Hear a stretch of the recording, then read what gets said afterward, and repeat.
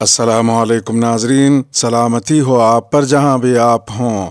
Calendar پر آج دن میں تاریخ رہی 17 ربیع الاول، انگریزی تاریخ 14 اکتوبر ہے۔ اپنے میزبان راہی حجازی سے انڈیا کی خبریں سنیے۔ مسجد میں توڑ پھوڑ، نمازیوں کو پیٹا، مسلمانوں کو گاؤں چھوڑنے کی دی دھمکی۔ راجدھانی دہلی سے متصل گروگرام سائبر سٹی میں شرپسند عناصر کی جانب سے سماجی ہم آہنگی کو بگاڑنے کا معاملہ سامنے آیا ہے۔ یہاں کچھ شرپسندوں نے مسجد میں گھس کر نہ صرف نماز پڑھنے والے لوگوں کو مارا پیٹا بلکہ مسجد میں بھی توڑ پھوڑ کی۔ واردات کو انجام دینے کے بعد شرپسند لوگ مسجد کا گیٹ بند کر کے فرار ہو گئے۔ انڈین ایکسپریس کی خبر کے مطابق مسجد میں نمازیوں پر حملہ کرنے کے الزام میں پولیس نے 200 سے زائد لوگوں کے خلاف معاملہ درج کیا ہے۔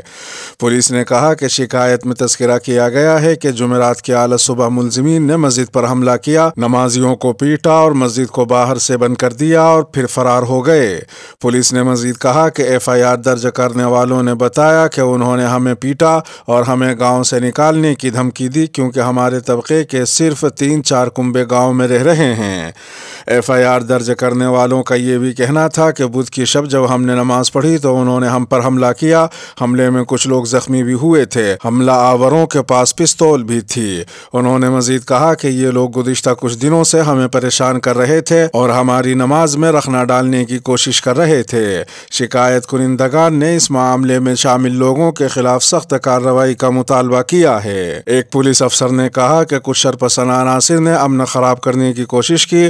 علاقے میں امن برقرار رکھنے اور کسی بھی طرح کے تصادم سے بچنے کے لیے پولیس ٹیم کو تعینات کیا گیا ہے۔ پولیس نے کہا کہ ملزمین کے خلاف قانون کے مطابق کارروائی کی جائے گی۔ حجاب پر پابندی سے معاشرے میں غلط اثر پڑے گا۔ حجاب تنازع پر عدالت کے تبصرے کے بعد سماجوادی پارٹی کے رکن پارلیمنٹ شفیق الرحمان برق نے ایک بیان جاری کیا ہے۔ انہوں نے کہا کہ یہ مذہب اور اسلام کا معاملہ ہے۔ اسلام میں جوان بیٹیوں اور خواتین کو بے پردہ رہنے کی اجازت نہیں ہے۔ انہوں نے مزید کہا کہ بے نقاب خواتین اور جوان لڑکیاں بازاروں اور گلیوں میں نکلتی ہیں، اس سے ماحول خراب ہوتا ہے اور آوارگی بڑھتی ہے۔ شفیق الرحمان برق نے کہا کہ اگر آج اس پر پابندی لگائی جاتی ہے تو اس سے نہ صرف اسلام بلکہ معاشرے کو بھی نقصان پہنچے گا۔ ساتھ ہی انہوں نے سپریم کورٹ پر اعتماد ظاہر کرتے ہوئے کہا کہ ہمیں امید ہے کہ سپریم کورٹ اس پر صحیح فیصلہ دے گی۔ دوسری جانب آل انڈیا مسلم پرسنل لا بورڈ نے ایک پریس ریلیز جاری کر اپنا رد عمل دیتے ہوئے کہا کہ حجاب کیس میں جسٹس دھولیا کا نقطۂ نظر دستور ہند اور شخصی آزادی کے تقاضوں کے مطابق ہے۔ بورڈ کے جنرل سیکریٹری مولانا خالد سیف اللہ رحمانی نے مزید کہا کہ جسٹس ہیمنت گپتا کے فیصلے میں یہ پہلو اوجھل ہو گیا ہے، اس لیے حکومت کرناٹک سے اپیل کی جاتی ہے کہ وہ حجاب کے سلسلے میں اپنے حکم کو واپس لے لے۔ اگر حکومت کرناٹک اپنے آرڈر کو واپس لے لے تو یہ مسئلہ ختم ہو جائے گا۔ بورڈ کا یہ بھی کہنا تھا کہ حکومت کو یہ بات ملحوظ رکھنی چاہیے کہ انڈیا میں اور بالخصوص مسلمانوں میں خواتین کی تعلیم کی طرف پہلے ہی کم توجہ دی جا رہی ہے، اس لیے حکومت کو کسی ایسے اقدام کی تائید نہیں کرنی چاہیے جس سے لڑکیوں کی تعلیم میں رکاوٹ پیدا ہو، اور جو بات لڑکیوں کو پسند نہ ہو اور دوسروں کا بھی اس میں نقصان نہ ہو وہ عمل ان پر زبردستی نہ تھوپا جائے۔ دوسری جانب کرناٹک کے وزیر تعلیم BC ناگیش نے جمعرات کو کہا کہ حجاب پر کرناٹک حکومت کی پابندی کو برقرار رکھنے کا فیصلہ سپریم کورٹ کے اس معاملے پر اختلاف رائے کے بعد بھی جاری رہے گا۔ BC ناگیش نے نامہ نگاروں کو بتایا کہ ایک ایسے وقت میں جب دنیا بھر میں حجاب اور برقعے کے خلاف تحریک چل رہی ہے اور خواتین کی آزادی موضوع بحث ہے، کرناٹک حکومت کو ایک بہتر فیصلے کی توقع تھی جس سے تعلیمی نظام میں یکسانیت آتی، لیکن ایک منقسم فیصلہ آیا۔ الہ آباد میں 2 مسلم نوجوانوں کی موب لنچنگ، ایک جاں بحق۔ الہ آباد یعنی پریاگ راج کے خلدہ آباد میں 2 مسلم نوجوانوں پر چوری کا الزام لگا کر بھیڑ کے ہاتھوں اتنا مارا گیا کہ ان میں سے ایک ظہیر خان کی موت ہو گئی جبکہ دوسرا شخص منا عرف یوسف خان سنگین حالت میں اسپتال میں داخل ہے۔ پریاگراج پولیس کے مطابق تھانہ خلدہ آباد کے بابا مارکیٹ گلی بینی گنج میں 2 لوگوں کے زخمی ہونے کی اطلاع موصول ہوئی۔ پولیس نے فوری طور پر وہاں جا کر انہیں اسپتال میں داخل کرایا، جہاں ڈاکٹروں نے ایک شخص کو مردہ قرار دیا تو دوسرے کا علاج جاری ہے۔ پولیس نے اپنے بیان میں مزید کہا کہ پولیس ٹیم نے اپنی تحقیقات کے بعد 2 لوگوں کو گرفتار کیا ہے، جس میں جگدیش پرشاد شکلا اور ستیندر شکلا شامل ہیں۔ ان دونوں نے پوچھ تاچھ میں اپنا جرم قبول کرتے ہوئے بتایا کہ ان کے گودام میں جہاں گائے رہتی ہے وہاں بجلی کے تار اور دیگر آلات بھی رکھے تھے جو کئی دنوں سے چوری ہو رہے تھے۔ وہاں CCTV کیمرہ بھی لگایا گیا تھا۔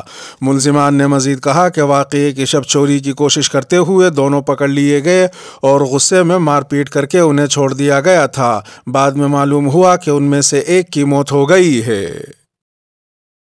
کشمیر میں آباد کاروں کی ووٹنگ کے حق کا قانون ختم کر دیا گیا۔ انڈیا نے جمعرات کو اپنے زیر انتظام کشمیر میں نئے آباد کاروں کے لیے ووٹنگ کے حقوق دینے والی آئینی شق کو سیاسی جماعتوں کے طویل المدت احتجاج کے بعد ختم کر دیا ہے۔ احتجاج کنندگان نے اس شق کو انڈیا کے واحد مسلم اکثریتی علاقے یعنی کشمیر کی آبادی کا تناسب بدلنے کی کوشش قرار دیا تھا۔ جمعرات کو ختم کی گئی یہ شق صرف 2 دن پہلے خطے کے 20 اضلاع میں سے ایک میں متعارف کروائی گئی تھی۔ اس شق کے تحت 1 سال یا اس سے زیادہ عرصے سے کشمیر میں مقیم بھارتیوں کو بطور ووٹر رجسٹر ہونے کی اجازت ملتی تھی اور یہ اس شق سے متصادم تھی جس کے تحت ووٹ ڈالنے کا حق مقامی سکونتی باشندوں تک محدود تھا۔ جموں میں ایک انتخابی افسر اونی لواسا کی جانب سے روئٹرز کو دیے گئے بیان کے مطابق 11 اکتوبر کو اقدام واپس لے لیا گیا ہے اور اب اسے کالعدم سمجھا جائے گا۔ انہوں نے اس بارے میں کوئی توجیہ پیش کرنے سے گریز کیا۔ سابق وزیر اعلیٰ محبوبہ مفتی نے بدھ کو ٹویٹر پر لکھا تھا، جموں اور کشمیر کے درمیان مذہبی اور علاقائی تقسیم پیدا کرنے کی BJP کی کوششوں کو ناکام بنانا چاہیے۔ انہوں نے مزید لکھا کہ حکام کشمیر کے تمام انتخابی اضلاع میں ووٹر لسٹوں پر نظر ثانی کر رہے ہیں۔ انڈیا کے وزیر داخلہ امت شاہ نے کہا تھا کہ نظر ثانی شدہ فہرستوں کی اشاعت کے بعد انتخابات کرائے جائیں گے۔ دہلی فساد، سرکار، میڈیا اور پولیس سب کٹ گھرے میں ہیں۔ سپریم کورٹ اور ہائی کورٹ کے سابق ججوں کی ایک کمیٹی نے دہلی پولیس، دہلی حکومت اور مرکزی حکومت کے خلاف سخت الزامات عائد کرتے ہوئے ایک رپورٹ جاری کی ہے۔ یہ رپورٹ 2 سال پہلے دہلی میں ہوئے فسادات پر ہے۔ دی کوئنٹ کی خبر کے مطابق 171 صفحات پر مشتمل اس رپورٹ میں دہلی پولیس کی ناکامی کے عنوان سے رپورٹ میں سب سے پہلے سوال کیا گیا ہے کہ دہلی پولیس 23 فروری تک انتہائی پولرائزیشن سے نمٹنے کے لیے کوئی احتیاطی یا تعزیری اقدامات کرنے میں کیوں ناکام رہی۔ اس رپورٹ میں 2020 کے فسادات کا موازنہ اپریل 2022 میں دہلی کے جہانگیر پوری میں ہونے والے فرقہ وارانہ تشدد سے کیا گیا ہے اور کہا گیا ہے کہ دہلی پولیس نے دونوں معاملوں میں مختلف طریقوں سے کام کیا۔ مرکزی حکومت اور وزارت داخلہ پر تنقید کرتے ہوئے رپورٹ میں کہا گیا کہ دارالحکومت دہلی، حکومت ہند اور دہلی حکومت دونوں کا مرکز ہے۔ ایک ہی راجدھانی کے ایک ضلع میں 4 دن تک بڑے پیمانے پر تشدد کا واقعہ یہ ظاہر کرتا ہے کہ دونوں اپنے آئینی فرائض کو انجام دینے میں کس طرح ناکام رہے۔ نفرت پھیلانے میں میڈیا کا اہم کردار کے عنوان سے اس رپورٹ میں بعض نیوز چینلز کا ذکر کیا گیا ہے۔ رپورٹ میں کہا گیا ہے کہ یہ چینل نفرت کی خبریں پھیلاتے ہیں۔ ان کے روزانہ کے سامعین اور سوشل میڈیا کی موجودگی اس بات کو یقینی بناتی ہے کہ نفرت انگیز خبریں زیادہ سے زیادہ لوگوں تک پہنچیں۔ رپورٹ میں جن چینلز کا نام دیا گیا ہے وہ ہیں ریپبلک، ٹائمز ناؤ انگریزی، آج تک، زی نیوز، انڈیا TV اور ریپبلک بھارت ہندی۔ رپورٹ کے تجزیے سے پتہ چلتا ہے کہ CAA سے متعلق واقعات کو ہندو بمقابلہ مسلم کے نقطہ نظر سے دکھایا گیا تھا۔ ان چینلز کی یہ رپورٹس مسلم کمیونٹی کے خلاف تعصبات اور شکوک و شبہات سے بھری ہوئی تھیں۔ ان چینلز نے CAA مخالف مظاہروں کو بدنام کیا، بے بنیاد سازشیں اور الزامات لگائے گئے اور یہاں تک کہا گیا کہ ان مظاہروں کو زبردستی بند کر دیا جائے۔ اخلاق موب لنچنگ معاملے سے متعلق ایک کیس میں سابق رکن اسمبلی قصوروار قرار۔ سردھنا سے BJP کے سابق رکن اسمبلی سنگیت سوم کو گوتم بدھ نگر ACJM کورٹ نے اخلاق موب لنچنگ معاملے سے متعلق ایک کیس میں قصوروار قرار دیتے ہوئے 800 रुपये जुर्माने की सज़ा सुनाई है।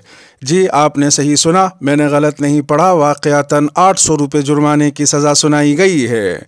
वाज़ेह है कि ये मामला 2015 में गौतम बुद्ध नगर ज़िले के एक गाँव में अखलाक की मॉब लिंचिंग के बाद नाफिज दफ़ा 144 की खिलाफ वर्जी से जुड़ा हुआ था। उधर एक दूसरी खबर में ईडी ने जुमेरात को कहा कि उसने मनी लॉन्ड्रिंग केस के सिलसिले में सहाफ़ी राना अयूब के ख़िलाफ़ इस्तिग़ासे की शिकायत दर्ज कराई है। वाज़ेह है कि इस्तिग़ासा की शिकायत चार्जशीट के मुतरादिफ है। ईडी ने राना अयूब पर बैरून मुल्क से चंदा हासिल करने का इल्ज़ाम भी लगाया है। इल्ज़ाम में कहा गया कि राना अयूब ने अप्रैल 2020 में शुरू की गई 3 मुहिमों के ज़रिए 2 करोड़ 69 लाख रुपये से ज़्यादा का चंदा इकट्ठा किया था। ये चंदा कच्ची आबादियों, किसानों, आसाम, बिहार और महाराष्ट्र में इमदादी कामों और कोरोना वायरस की वबा से मुतासर अफराद की मदद के लिए था। एजेंसी ने इल्ज़ाम लगाया कि राना अयूब ने इमदादी कामों के लिए सिर्फ 29 लाख रुपए का इस्तेमाल किया और अपना खैराती काम जाहिर करने के लिए जाली बिल जमा कराए। इसके साथ ही वीडियो का इख्तिताम हुआ। सलामती हो आप पर जहां भी आप हों।